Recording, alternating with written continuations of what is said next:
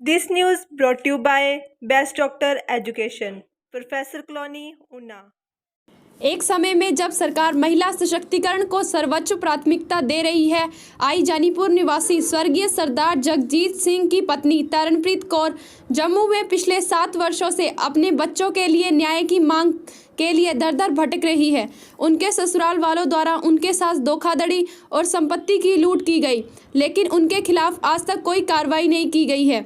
उन्होंने 1997 में शादी की और 18 मई 2014 के दुर्भाग्यपूर्ण दिन तक सब ठीक चल रहा था। जब उनके पति की मृत्यु हो गई तो उनको व उनके दोनों बच्चों को छोड़कर सहजोत कौर बेटी और जगजोत सिंह बेटा उनके ससुराल में उनके पति स्वर्गीय जगजीत सिंह 4 बहनों के साथ परिवार का एकलौता बेटा था अर्थात चरणजीत कौर अविवाहित, अमरजीत सिंह की पत्नी नरिंदरजीत कौर, मनमीत सिंह की पत्नी कमलजीत कौर और इंद्रपाल सिंह की पत्नी कुलविंदर कौर। शादी के बाद उनके पति नागालैंड में काम कर रहे थे, लेकिन 2012 में जम्मू वापस आ गए और अपनी मेहनत की कमाई से कुछ संपत्तियां खरीदी, जिनमें जानीपुर में एक घर, एक सैनिक कॉलोनी में घर और बटोरे में एक प्लॉट शामिल है। पति की दुखद निधन के बाद तुरंत बाद उनके अंतहीन दुखों की कहानी शुरू हुई, क्योंकि उनके ससुराल वालों ने उन्हें उनके पति के पैतृक घर से निकाल दिया।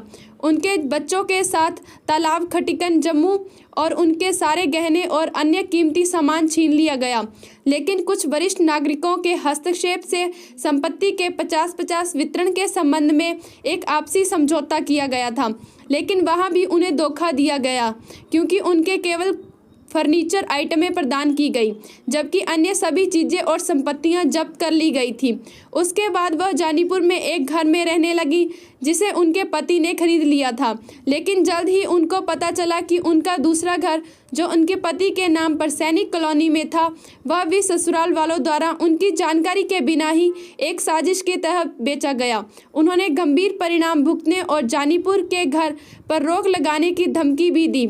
उन्होंने माननीय उपराज्यपाल मनोज सिन्हा और डीजीपी दिलबाग सिंह से उनके बचाव में आने और संबंधित अधिकारियों को उनके लालची ससुराल वालों के खिलाफ आवश्यक कानूनी कार्रवाई करने और उनके बच्चों को न्याय प्रदान करने की उदार अपील की है।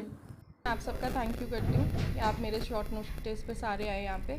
आज मैं अपनी फैमिली का डिस्प्यूट यहाँ पे बताना चाहती हूँ, जो 7 साल से मैं झेल रही हूँ।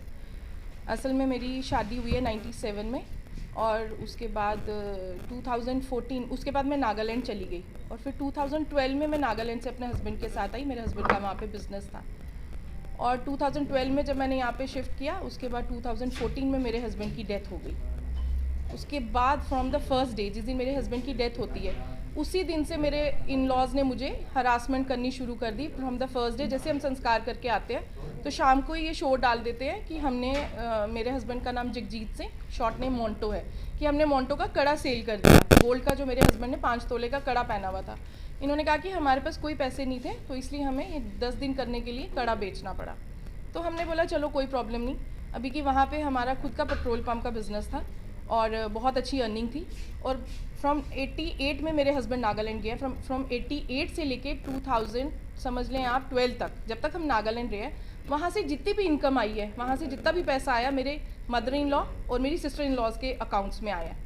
और जब मैं वापस आई हूँ यहाँ पे 2012 में, तो मैं वहाँ से 10 लाख रुपया कैश लाई हूँ वहाँ से, ठीक है। फिर भी इन्होंने हमें बोला कि हमने ये कड़ा बेच दिया, हमारे पास नहीं है। चले हमने 10 दिन वो कैसे कैसे करके निकाले, डेली इनका कोई ना कोई टेंशन, डेली इनका कोई ना कोई टेंशन। जैसे वो 10 दिन कंप्लीट होते हैं, उसके बाद मेरे हस्बैंड ने 2014 में ही जनवरी में 2 घर लिए थे। एक लिया था सैनिक कॉलोनी में और एक लिया था जानीपुर में, जहाँ पे अभी मैं प्रेजेंट रह रही हूँ जानीपुर में, और एक सैनिक कॉलोनी है। इन्होंने क्या करना शुरू किया कि डेली मुझे हरासमेंट देनी शुरू की, कि क्योंकि वो दोनों घर मेरे हस्बैंड के नाम पे थे, कि हमें ये हरासमेंट देनी शुरू की कि आप ये घर सेल करो, ये घर सेल करो। तो मैंने इनको बोला कि रहने दो, ये मेरे बच्चों की ये चीज़ें हैं, इसको मैं सेल नहीं करूँगी अपने बच्चों की चीज़ों को। तो उन्होंने बोला नहीं जी आप इसको सेल कर दो, क्योंकि सैनिक कॉलोनी वाला है तो वहाँ कौन जाएगा, कौन बनाएगा, वहाँ पे हमारे पास इतना कुछ तो है नहीं। और जो ये वाला है जानीपुर वाला, तो ये वाला जो है ये जेडीए की प्रॉपर्टी है, वो पावर ऑफ अटॉर्नी होती है, तो वो सब चलता है, तो ये नहीं होगी कल को कोई और उसको कर ले। फिर भी मैंने इनको बोला, बड़ी देर किया, लेकिन महीने के बाद क्या होता है कि मेरा बेटा बीमार हो जाता है, उसको जॉन्डिस हो जाता है। मेरा बेटा जो है वो 22 ईयर्स का है, अब वो 22 का है, तब तो वो माइनर था मेरा बेटा। और ये मेरी बेटी तब शी वो स्टडिंग इन क्लास फर्स्ट।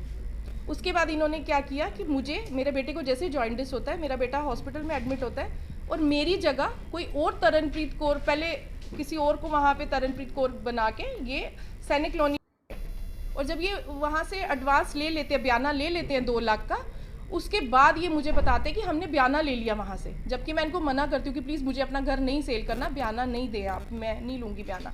तो लेकिन ये नहीं, वहाँ पे ये मेरी जगह किसी और तरनप्रीत को करके बना के ये वहाँ से वो घर सेल कर देते हैं। और ये वाला घर जहाँ पे मैं प्रेजेंट रह रही हूँ, ये ज़बरदस्ती ये लोग मेरे से ये आधा मुझसे लिखवा लेती है मेरी मदर इन लॉ। तो मैंने सोचा कि मेरी 4 नंदे हैं और मैं अकेली, मेरे हस्बैंड अकेले बेटे थे, तो मुझे लगा कि सब कुछ मेरा ही है, मेरे बच्चों का ही है, मुझे कोई टेंशन वाली बात तो है नहीं, कोई देर जेठ तो है नहीं कि जिससे मुझे कोई टेंशन होगी।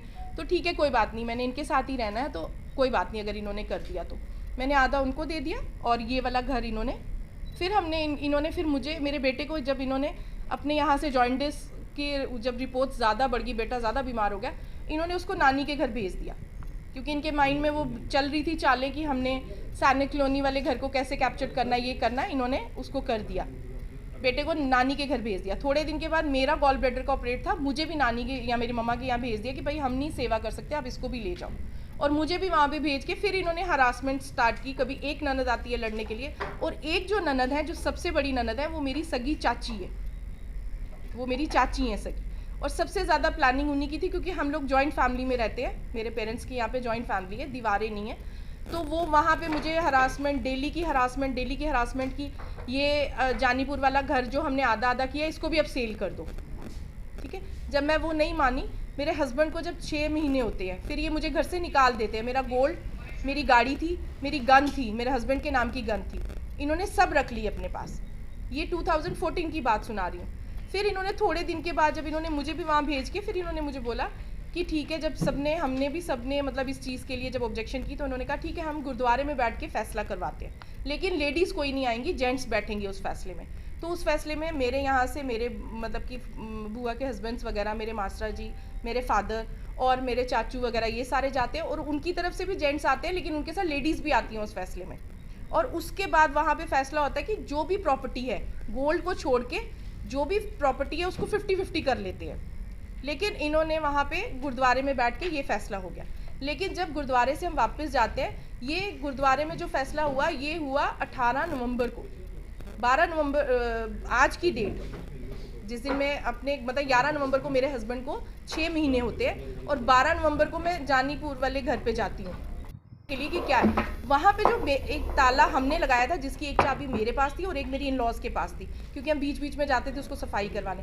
जब मैं वहाँ जाती हूँ तो देखती हूँ वो ताले ही तोड़े हुए हैं, इन्होंने नए ताले लगा लिए। तो घर के सामने वाली आंटी बताती हैं कि ये क्या बोलते हैं, इन्होंने ताले तोड़ दिए रात को आके, ठीक है। फिर ये फैसला होता है कि हाफ कर लो। फिर मैं अपने घर पे जानीपुर वाले घर में शिफ्ट कर जाती हूँ, क्योंकि मैं पेरेंट्स के पास 6 महीने से रह रही थी, तो मैं अपने जानीपुर वाले घर पे शिफ्ट कर गई। मैं वहाँ पे जब मैंने शिफ्ट किया, मैं इनको डेली कांटेक्ट करूँ कि यार मेरा सामान दे दो, कब दे रहे हो, कब आज दे रहे हैं, कल दे रहे हैं, ये ऐसे ही लटकाते रहो। जनवरी में इन्होंने, जनवरी लास्ट में इन्होंने सिर्फ मेरा फर्नीचर भेज दिया।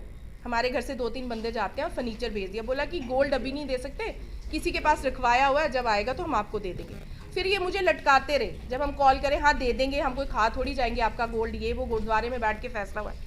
एक दिन मेरे जो दूसरे नंबर के ब्रदर इन लॉ है, मनमीत सिंह बिट्टा, वो मुझे, मैं उसको कॉल करती हूँ कि मनमीत भैया आपने बोला था कि गोल्ड दे रहे हो, तो क्या गुरुद्वारे में फैसला भी हुआ, साल होने वाला। तो बोलते कि हम उस फैसले को नहीं मानते।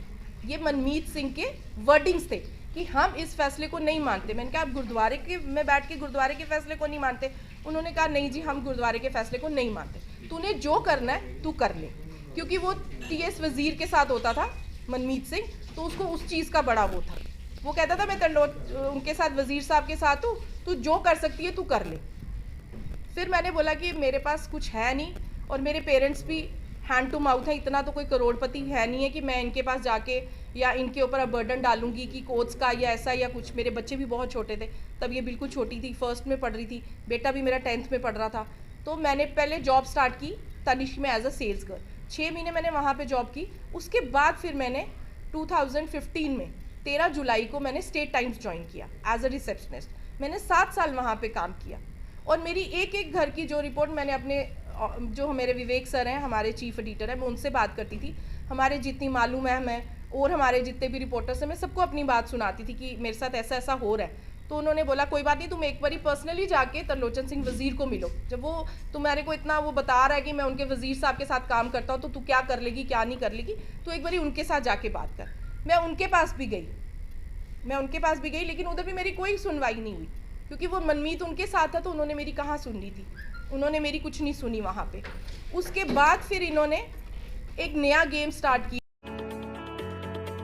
बेस्ट डॉक्टर एजुकेशन दे रहा है आपको विदेशों में वेटनरी VAMS की डिग्री लेने का मौका। आपको विदेश के साथ साथ भारत में भी सर्वश्रेष्ठ मेडिकल कॉलेज चुनने के लिए मार्गदर्शन प्रदान करते हैं। तो जल्द संपर्क करें बेस्ट डॉक्टर एजुकेशन। हमारा पता है Vikas Nagar professor colony paradise plaza opposite Indira stadium, Una, Himachal Pradesh. हमारा संपर्क सूत्र है 6280350957। हमारी मेल ID है bestdoctoreducation@gmail.com। इसके अलावा हमारे ब्रांच ऑफिस हैं हिमाचल प्रदेश।